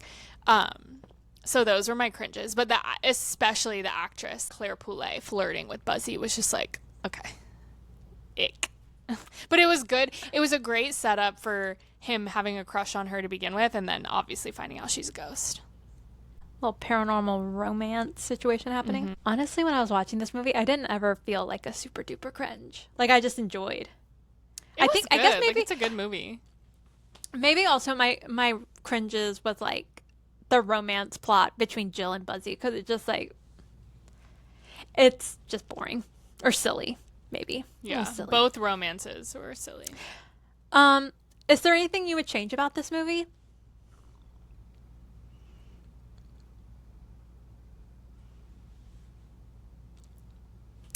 I can't think of anything. This was a cringe, and just something I found annoying was the accent of Claire Poulet, because it wasn't like consistent, and so that was just annoying me. But like, I get we're going for a vibe, but I was like, okay, either make it like really good and consistent or not. But it was just a little like not there. Yeah. Did you like my Claire Poulet accent? Yeah, that I spot did? on. Yeah, and it is also very inconsistent. I also feel like her accent got stronger once we found out she was a ghost. And I was like, oh. I think the one thing I would change is I guess they have to do this for TV, but I would change the fade to black stuff where obviously like a commercial was coming in, because I'm like, is there not a way that you can cut this movie without the fade to black for like a DVD run, you know? Because I feel like you lose the momentum of the moment. I wonder if that was also because what we're watching was probably someone's recording of it on TV, I would think. Yeah, oh, I don't know. I don't know if the DVD is like that. We'll have to work on the DVD. I have quite a few fun facts I wanted to point out, but I don't know if you have any of these. Okay. The first was that there were child labor laws, obviously, on the set of this movie. So Kirsten Dunst was 16 at the time. So McHale said they were always racing the clock. And apparently his line that he would always say on set was that she turns into a pumpkin in 25 minutes. So they would be like, we gotta speed it up. But I saw that he said, like, she was, like, she'd obviously done a bunch of movies, so she was super professional, and they, like, didn't really have to reshoot anything that she was in. But obviously the child labor laws were at play. Another fun fact is that the girly pop who plays Sally Shine played her on the ride. Oh, So really? That's what my research tells me. I love that. I feel like I've seen a picture and I was like, oh, it does. This girl looks like the one in the movie. I wonder if it's the same person. So she was reprising her role. She had done it for the ride, which I think was like 3 years prior. And then they had her come back for the role. I love that. That's what my research said. So that was cute. Well, I believe it. Then they needed wrought iron gates for the hotel, for like shots in the hotel. I don't know what. The exterior shots when they're like getting ready to go in to the hotel grounds.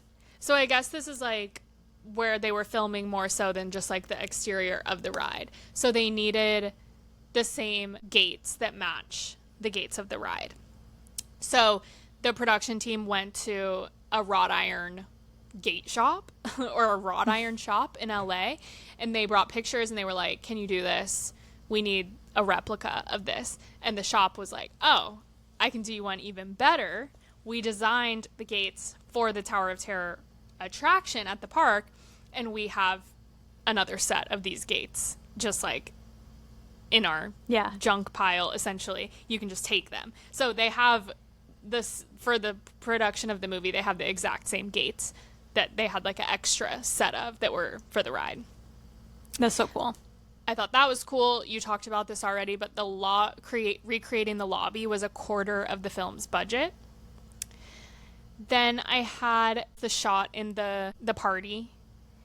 So basically, they were able to do just 4 hours of shooting for that party, and it should have taken days. But I guess McHale, when they were filming the scene, McHale grabbed the camera operator by his belt and just like pushed him into the party. And so he was able to get like a lot of like party shot rather than having like to do like multiple setups. So he just like pushed this guy in to get like basically a moving shot of the party. And then because of that, they didn't have to reshoot like different areas of the party. And he said like when he pushed him in, everyone in the scene just like kept going and pretending like it was normal. But he basically said it would have been like 7 to 8 shots worth of the party that they were able to do in one take. Yeah, I read that, and he had talked about like he had done that shot like 3 times, and on the 4th one, like just like the shot like where they were set up of like the beginning of that scene or whatever, and then on the 4th one, he just like he said he like had divine intervention where he decided, I'm just gonna push this guy out, like you said, and he was like, and that's like where all of the shots for that scene came from. Yeah, and he said it's his favorite part of the movie. And then I also had some details about the closing song that Claire Poulet sings at the end of the movie. So Melora Hardin, who plays Claire Poulet / Carolyn Crossan, it was a song written by her friend that she pitched to McHale, and he decided to use it.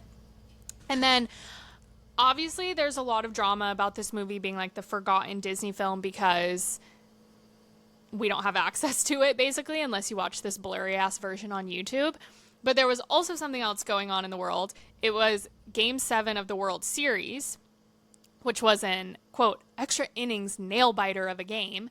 So a lot of people were not watching when this premiered. Like, obviously, like you said, this was the Wonderful World of Disney block. So, like, probably a lot of families would tune in and watch this movie. And I feel like for our generation, our parents had probably the old-timey block of this. So, like, we're bringing it back. We're having this movie.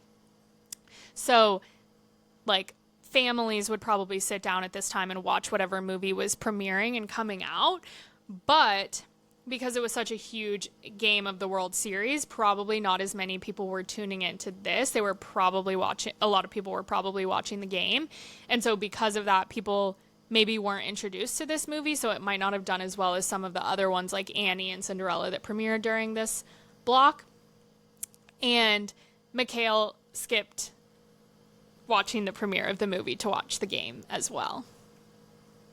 So those are my fun facts on Tower of Terror, the movie. Girl, you took every one of my fun facts.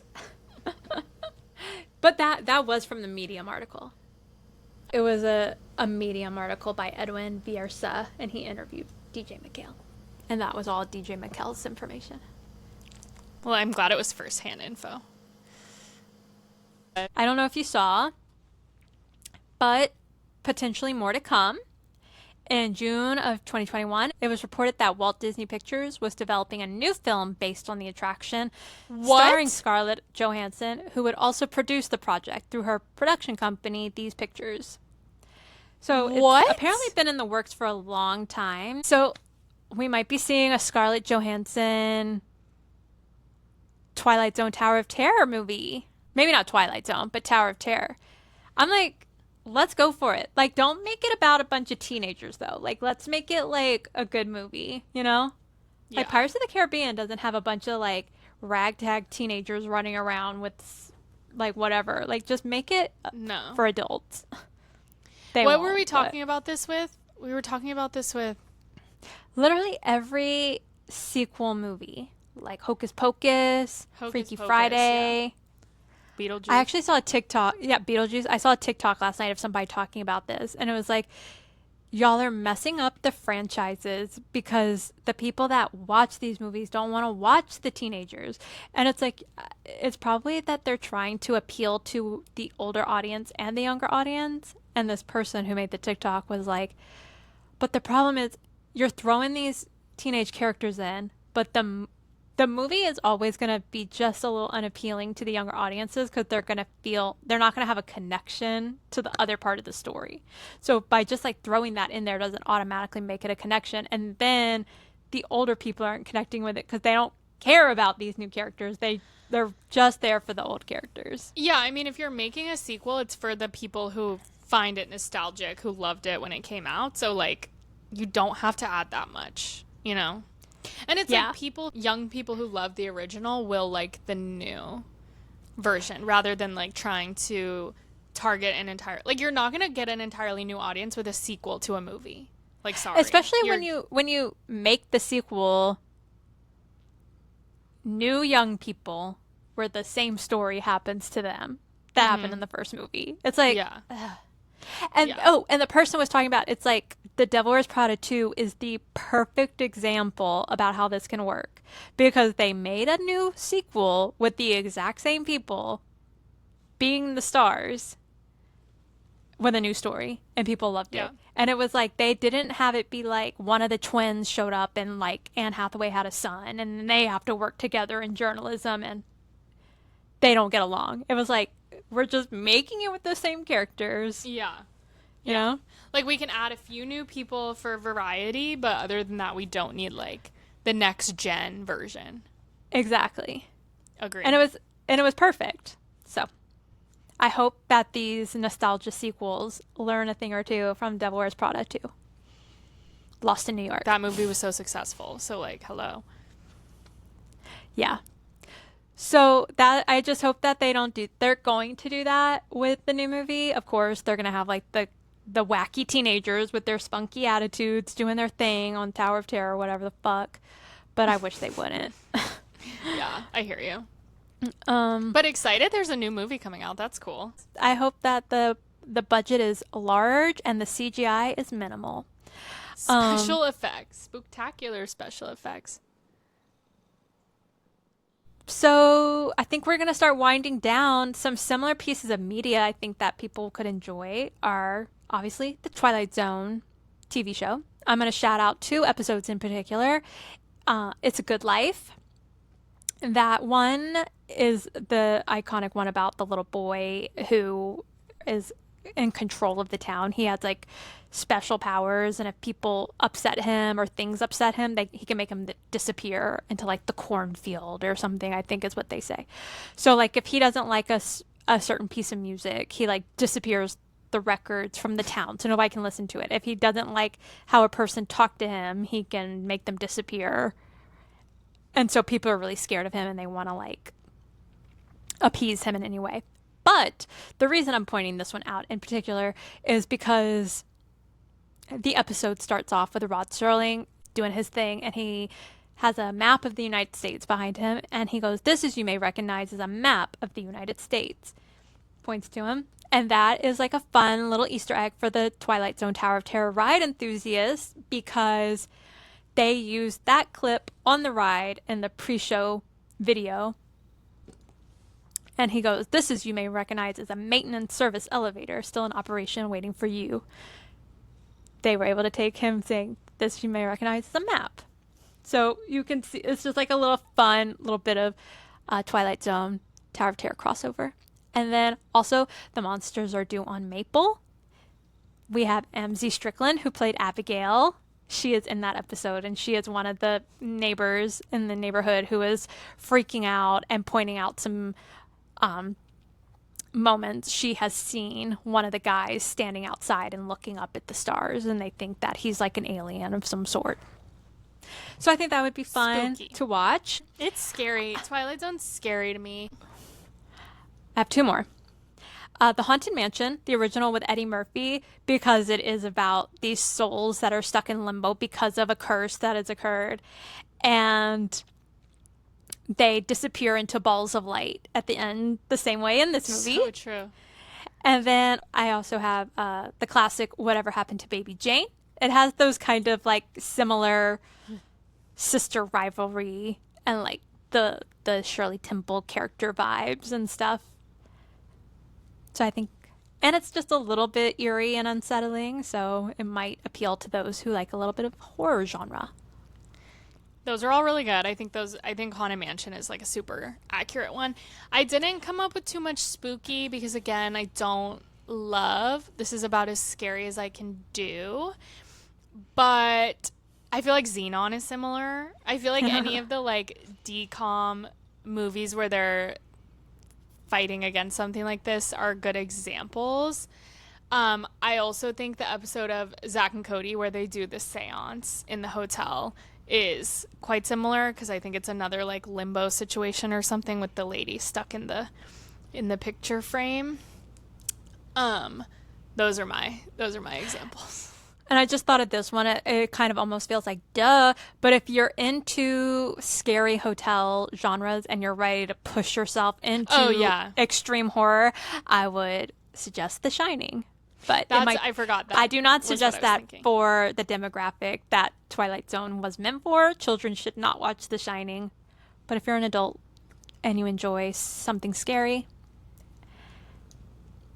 The Shining. It did feel Shining-esque. Like, I was like, this is the baby prequel to The Shining. Yuck. Yeah. There's a party. There's ghosts. There's hotel maintenance. I don't want to talk about it, actually. I can't talk about it. It's getting too late in the day. I can't. Cool. And then also my final little thing, like if you love the Tower of Terror and you love the vibes, I also recommend listening to Disney Park Ambiance on YouTube. I am always listening. Like, that's one of my top ones that I listen to is Tower of Terror Ambiance. People have uploaded like the music that's in the queue for the ride, and they have like the spooky reverb effects and the haunted hotel sounds, and I can hear Wednesday purring. So I recommend that because it's so good. And yeah, that's kind of all I have for you, Emily. This one might be a long one again, but I feel like it was. Oh, I totally forgot a piece of trivia I wanted to mention. Mm-hmm. I might stick this in. One final piece of trivia is Joel McHale. I keep wanting to say Joel McHale from The Soup, Yeah. but it's DJ McHale. That's funny. DJ McHale was the author of the Pendragon series, and I felt this was pretty interesting. So I don't really know much about the Pendragon series, but if you're a reader of children's literature, you might remember this. There was a book called The Never War, and there was a character named Dewey Todd, and he was the elevator operator at the Manhattan Tower Hotel in that book, and he saves some of the characters in the hotel.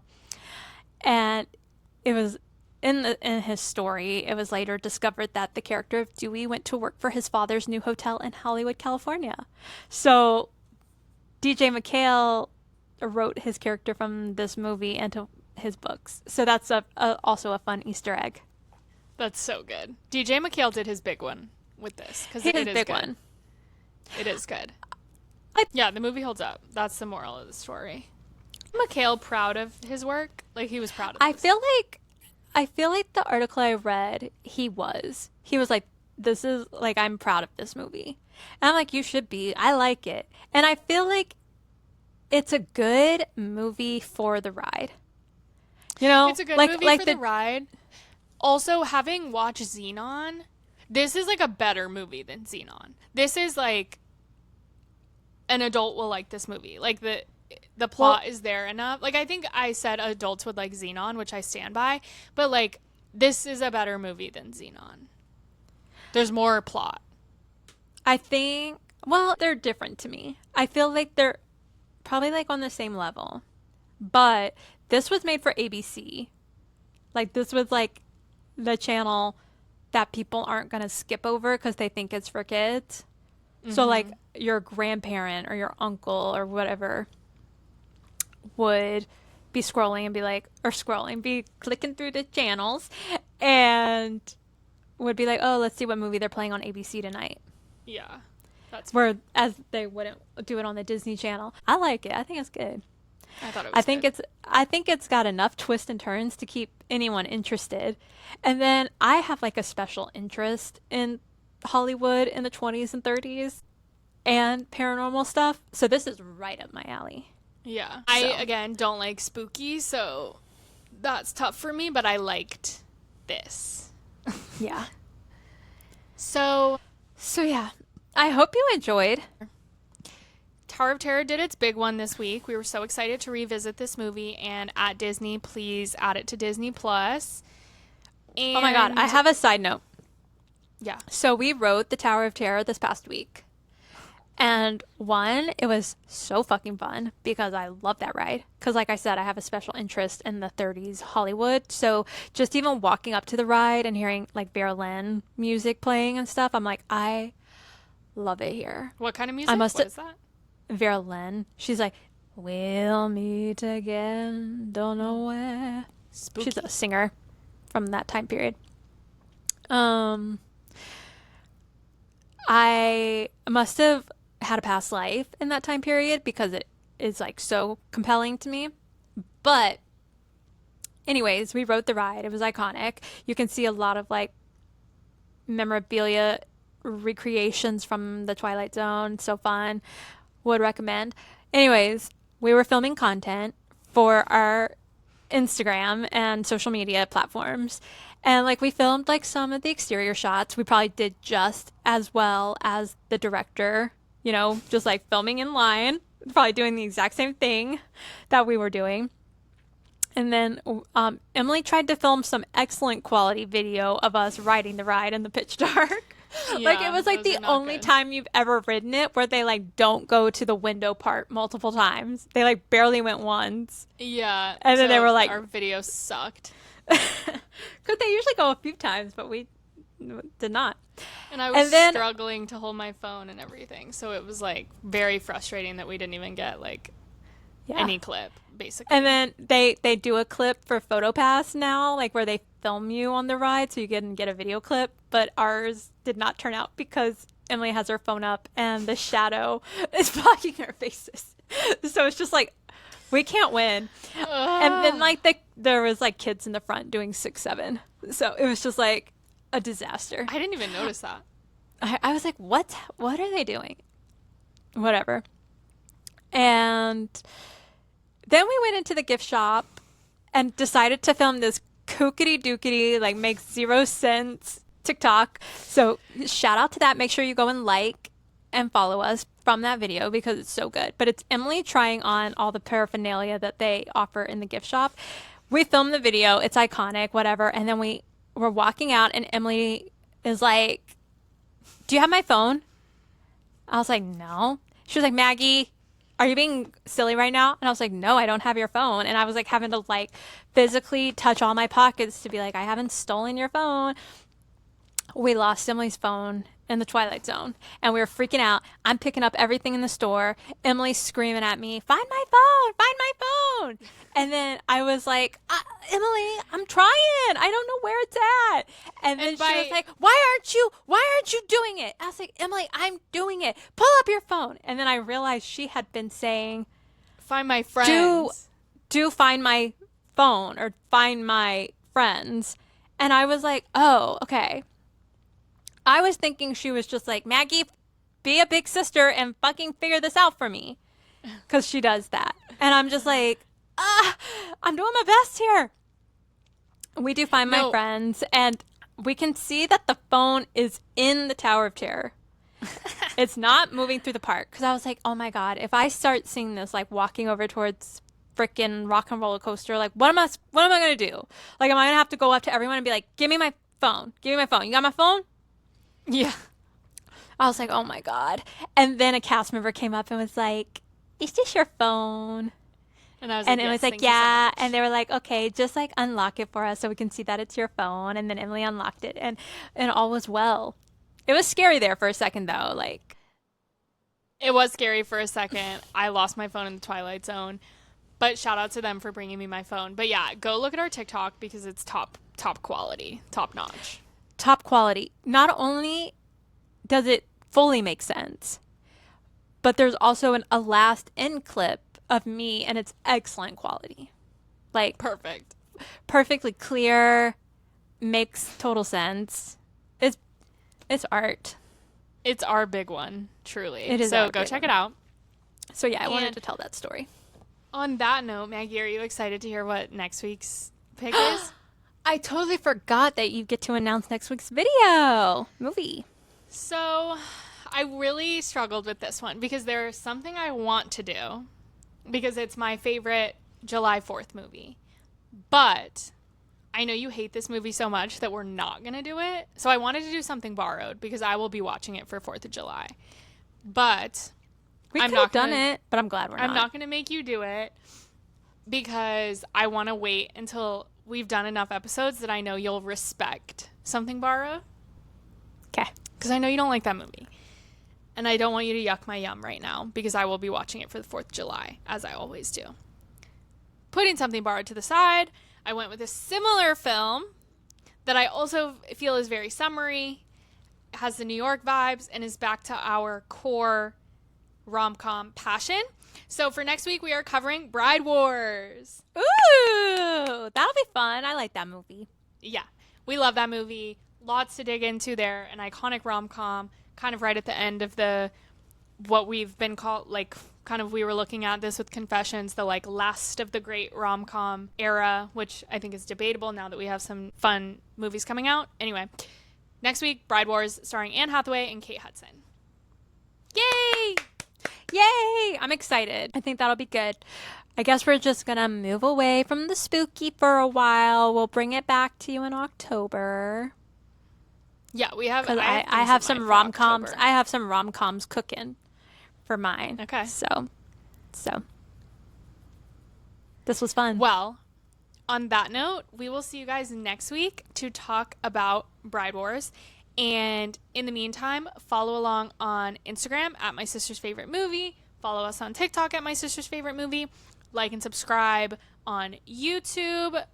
Subscribe on Spotify. Give us a star, 5 stars, not a star, 5 stars. And give us any feedback, but be nice. Yeah. Be nice. That's all we ask. And on that note, dog, I'm going to go watch Love Island. I think you're going to do the same. Yeah, I'm going to go warm up my Mexican food.